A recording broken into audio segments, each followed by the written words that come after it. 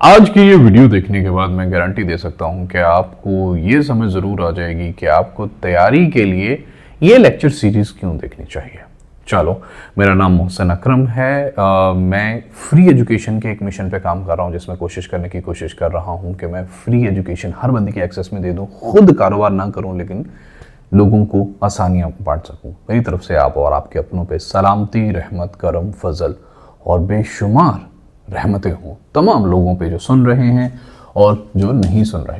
खैर जी, हम ताज़रात पाकिस्तान कर रहे हैं। और ये थी, इस बारे में हम ऑलरेडी वीडियोस बना चुके हैं। ये कोई इसका 12वीं 14वीं लेक्चर सीरीज है। इसको पाकिस्तान पीनल कोड 1860 भी कहते हैं। लॉर्ड मिकाले ने 1860 के अंदर इसको प्रमलगेट किया था। 1857 की जंग आज़ादी के बाद जब डायरेक्टली यहाँ पे रूल स्टार्ट हुआ था। इसकी जो सेक्शन हम 299 पे पहुंचे हैं, 299 का जो सेक्शन है that is about the definitions. देखो दोस्तों, 299 के बाद आगे बहुत मशहूर एक दफा आ जाएगी 302, है ना। तो उससे 299 के बाद ये कोई 10, 12, 15 कंसेक्यूटिव ऐसी सेक्शंस हैं which deals about the death, murder, ठीक है, जो कि कत्ल से मुताल्लिक है। तो 299 के अंदर तारीफात हैं, डेफिनेशंस हैं, क्योंकि इनका आगे इस्तेमाल होगा, ठीक है। खैर, जो डेफिनेशंस हैं उसके अंदर सबसे पहली डेफिनेशन जो दी गई है वो है अर्श। अर्श से क्या मुराद है? अर्श से मुराद, मैंने कहा था आपको जरूर ये बात पता चल जाएगी कि आपको मेरी ये लेक्चर सीरीज क्यों सुननी चाहिए। अर्श से मुराद माली मुआवजा जो मुजरिम से मजरूब या उसके वारसान को अदा किया जाए।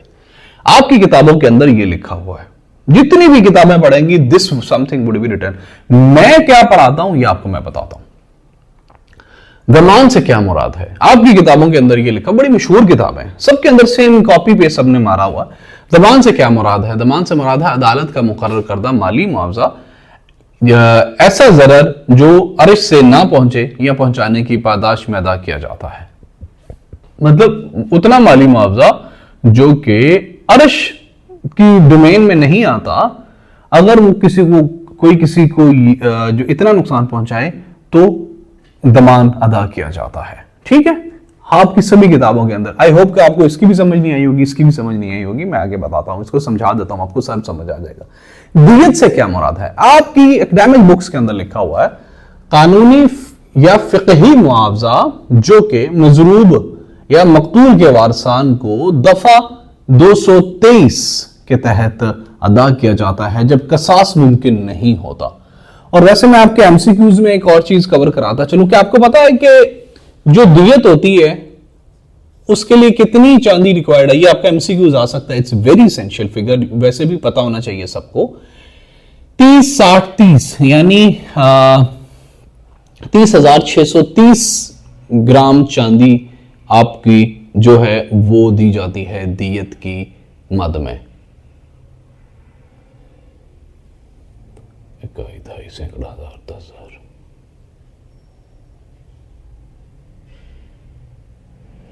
इसकी करेक्शन कर दें, ये ग्राम है कि तोला है, लेकिन है ये फिगर यही है।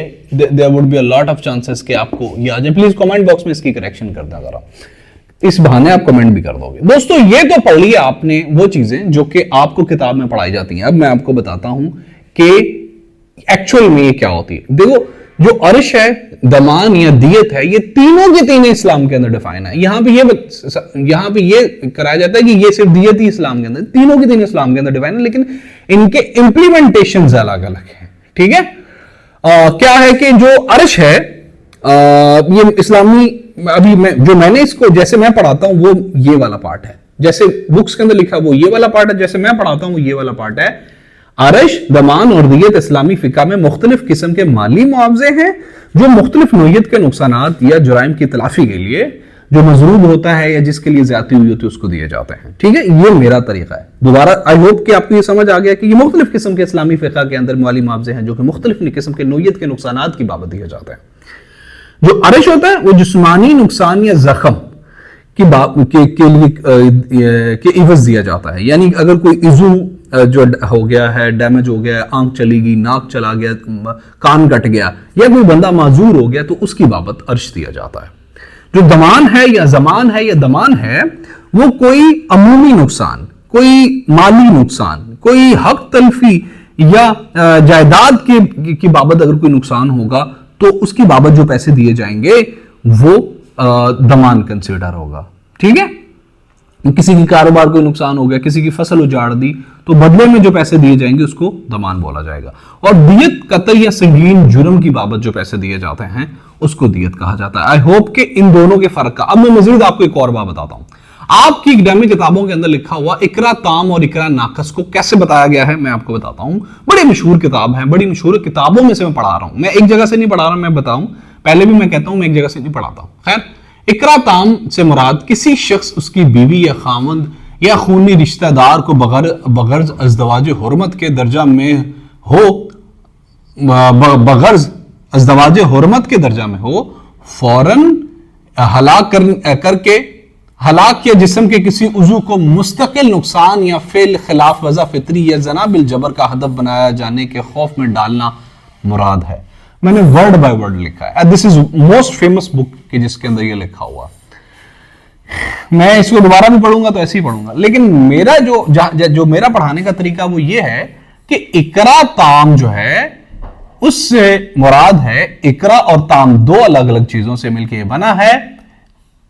और जो इकरा है उसका मतलब होता है दबाव या प्रेशर, और ताम का मतलब होता है मुकम्मल या पूरा।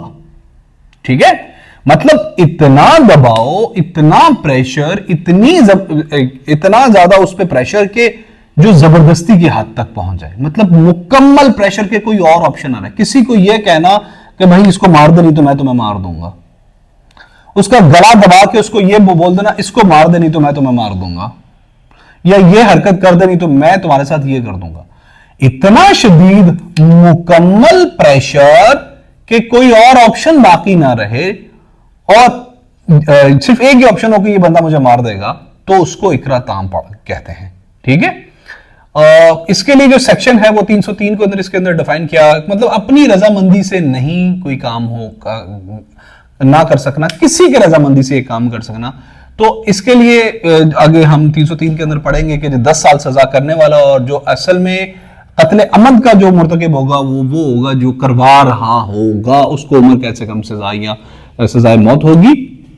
आगे हम देखते हैं। खैर, ये है इकरा ताम जो उधर पढ़ाया जाता है, आपको पता नहीं समझ आती कि नहीं आती। आई होप कि इसमें कुछ क्लियर नहीं। द इकरा सफिशिएंट प्रेशर के ताम मुकम्मल प्रेशर के उसको कोई और ऑप्शन ना हो, बंदा अगले को मारना या अगले को नुकसान पहुंचाने के अलावा कोई और ऑप्शन ना हो। ठीक है, अब इकरा नाकस है कि प्रेशर जो कि नक्स वाला हो। इकरा प्रेशर, नाकस नक्स वाला प्रेशर, मतलब अब उन्होंने जो आपकी किताबों के अंदर लिखा हुआ है वो है इकरा नाकस से मुराद जबर की कोई ऐसी शक्ल है जो इकरा ताम की हद तक ना पहुंची हो या जिसमें जानी नुकसान का खौफ ना दिया जाए। अब आई डोंट नो क्या इससे समझ आई, मेरा नहीं ख्याल इसको इसमें से किसी को समझ आती है। इकरा नाकस का जो मैं पढ़ाता हूं वो ये है कि इकरा से मुराद है प्रेशर और नाकस से मुराद है कम प्रेशर। तो मतलब दबाव या जबरदस्ती की शिद्दत इतनी ज्यादा ना हो कि इंसान अपनी मुकम्मल मर्जी से महरूम हो जाए। मतलब फलाने को कहना तू इसको मार दे नहीं तो मैं तुम्हारे कारोबार में नुकसान कर दूंगा, तू इसको मार दे नहीं तो मैं जो है ना क्या करूंगा कि मैं 1 लाख रुपया ना ये तुम्हारा छीन लूंगा। उतना नुकसान ना हो कि अगले बंदे की जान को नुकसान, उसके पास कोई और ऑप्शन ना हो।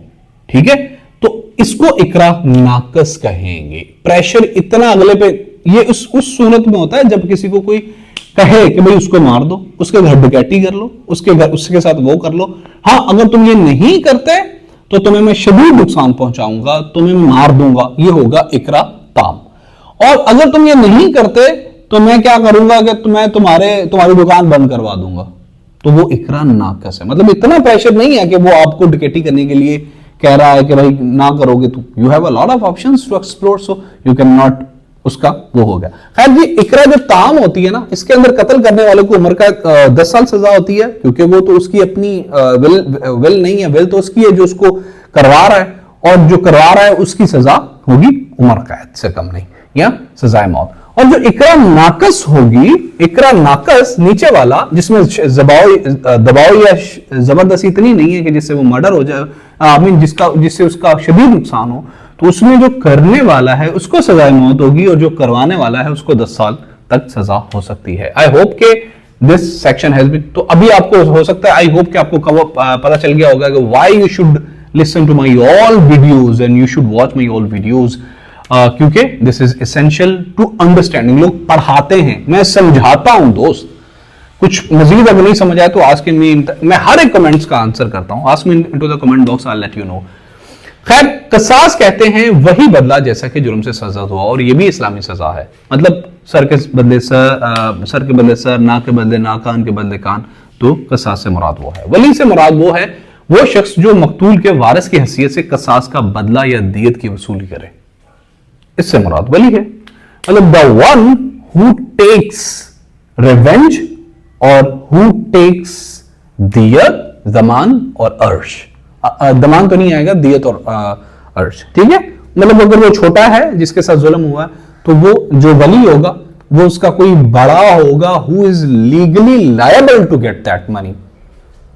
हुकूमत से मुराद यहां पे ये तमाम तर इंप्लीमेंट कराने के लिए हुकूमत, सूबाई हुकूमत होगी। ताजीर से मुराद ये है कसास, दियत, अर्श और दमान के अलावा कोई और सजा। मतलब इनके अलावा फाइनेंशियल पनिशमेंट के अलावा जो पनिशमेंट होगी वो फिजिकल पनिशमेंट होगी, उसको हम ताजीर कहेंगे। वीडियो लंबी होगी इसलिए मैंने एंड पे इसको जल्दी जल्दी कंक्लूड किया। आई होप कि आपको समझ आ गई होगी, नहीं समझ में आई तो ask me in the comment box, I will respond इंशाल्लाह।